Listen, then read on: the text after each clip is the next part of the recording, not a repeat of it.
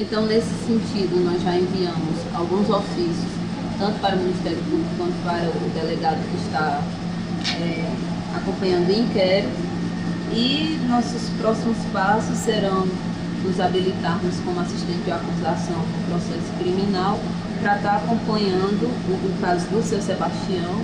Nós acreditamos que é pioneiro nesse sentido.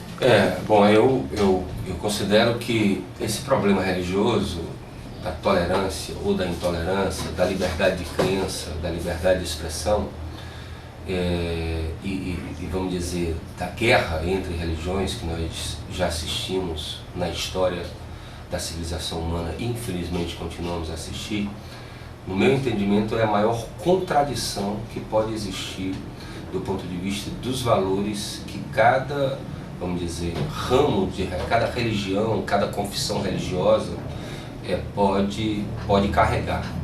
Porque eu penso que a religião ela tem qualquer religião, ela tem duas características assim bem diferentes. Primeiro, do ponto de vista dos seus fundamentos, e aí se nós olharmos o cristianismo, o islamismo, o budismo, o judaísmo, na sua essência, elas têm uma mensagem moral, uma mensagem ética, que é muito importante na formação de valores humanos, né?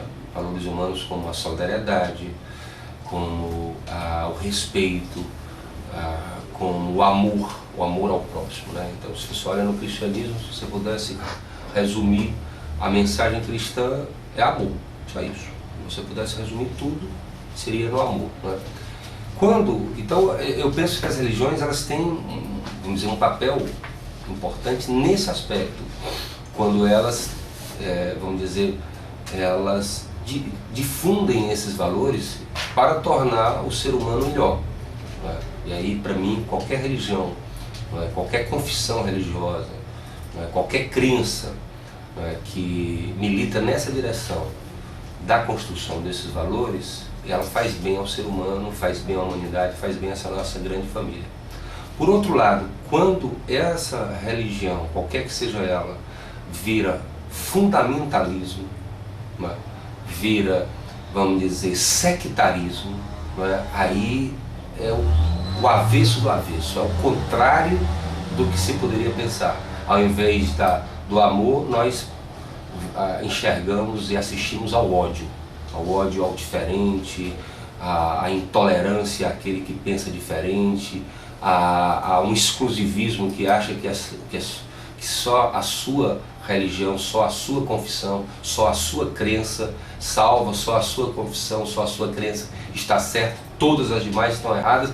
Daí leva ao combate, daí leva inclusive à violência. O pastor evangélico Munguba Júnior confirma a existência de intolerância religiosa no Brasil e considera uma situação perigosa. Quando nós colocamos dizendo que outra pessoa é menor do que a gente, ou seja, quando a minha visão de religião é única, e a minha é a única certa, só eu vou para o céu, né, que todos os outros vão para o inferno.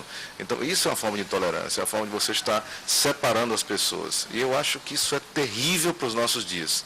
Nós já temos condições na humanidade, ou seja, no comportamento humano hoje, com a bagagem que nós temos, de podermos fazer diferente. É possível então mudar? É claro que é possível mudar, é necessário mudar. No momento que você entende que o diferente, ele não é o seu inimigo, o diferente é seu professor. Ela é usada para justificar a violência, a morte, o desamor, portanto, e o ódio, né? Então, eu acho que essa separação que a gente tem que ter claro.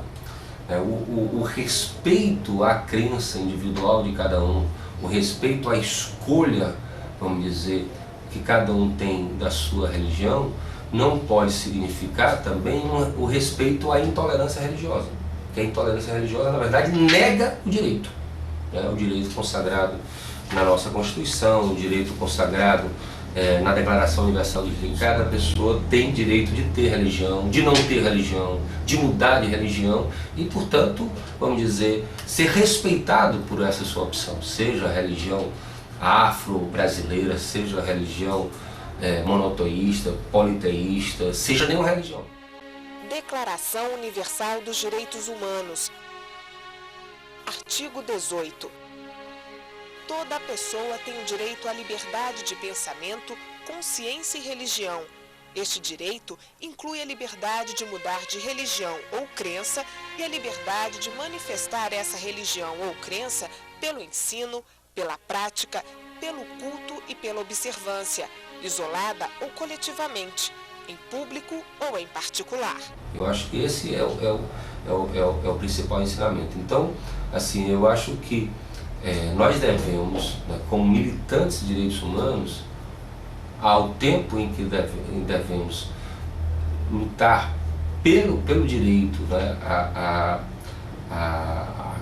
liberdade de pensamento, de consciência e de religião, tá certo? Também combater a intolerância religiosa, né? Até porque é considerado pela nossa legislação, tá certo, um crime, né? É um crime, tá certo? A Lei 7716 de 89, né, conhecida como Lei CAO, ela coloca no mesmo patamar, tá certo, o preconceito de raça, de cor, de etnia, tá certo? Também o preconceito religioso, né? Então, nós devemos, portanto, combater isso e lutar incessantemente pela tolerância e pelo respeito a todas as formas de expressão política, religiosa, de consciência, desde que efetivamente elas também tenham em si a defesa dessa. Não permita que não tenha dentro de si, na sua prática, os seus estatutos, a tolerância religiosa, ela deve ser combatida no sentido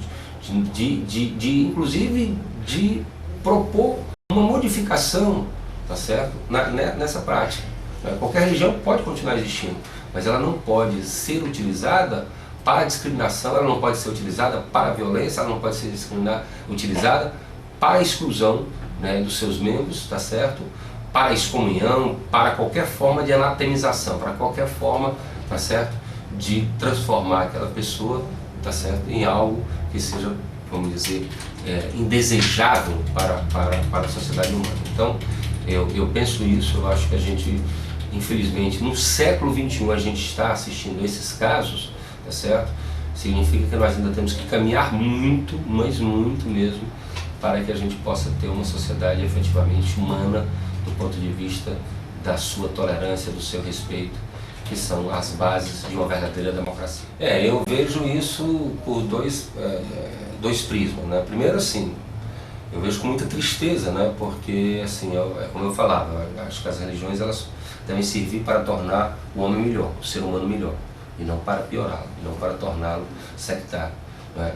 Segundo, eu acho que uma religião que faz isso, ela está infringindo, né, a Declaração Universal dos Direitos Humanos, na qual o Brasil é signatário, está infringindo a Constituição brasileira e está cometendo um crime, não é? Que é o crime de intolerância religiosa. Então eu acho que efetivamente é condenável essa. E essa questão ela tem realmente dois vieses, né?